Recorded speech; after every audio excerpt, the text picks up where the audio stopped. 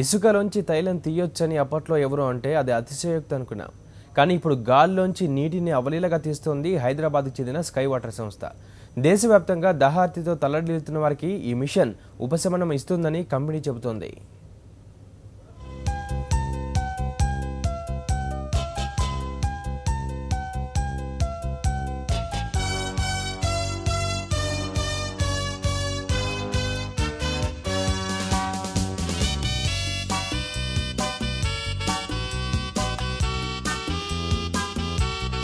దేశవ్యాప్తంగా ఇప్పుడు కరువు పరిస్థితులు పెరిగిపోయాయి. ఎక్కడ చూసినా దాహార్తితో జనం తల్లడిల్లిపోతున్నారు. అలాంటి వారి కోసం హైదరాబాద్కు చెందిన స్కై వాటర్ సంస్థ కొత్త రకమైన మిషన్ను తయారు చేసింది. దీని ద్వారా గాల్లోని తేమను వినియోగించుకుని వాటర్ తయారు చేయవచ్చని చెబుతోంది. ఒక్కసారి ఈ మిషన్ కొనుగోలు చేస్తే కొన్ని సంవత్సరాల వరకు దీని ద్వారా నీటిని ఉత్పత్తి చేసుకుని తమ తాగునీటి అవసరాలను తీర్చుకోవచ్చని కంపెనీ CEO సుధాకర్ రావు అంటున్నారు. Based on condensation process, and we got this technology from US. It's a US patented technology.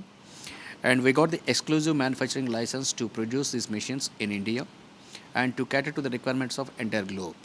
Capture minimum of 25 to 30 crores of turnover. So over a period of next 1 to 2 years.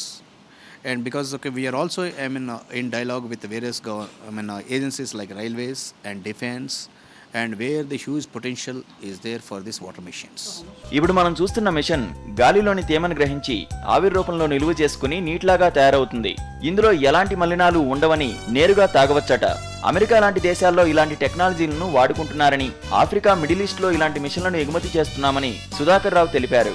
25 డిగ్రీల నుంచి 40 డిగ్రీల వరకు ఉష్ణోగ్రత ఉంటే అందులోంచి నీటిని తీసుకోవచ్చట. ఇక గాల్లో తేమ శాతం 30 నుంచి 40% ఉంటే నీటి ఉత్పత్తి భారీగా ఉంటుందని కంపెనీ చెబుతోంది.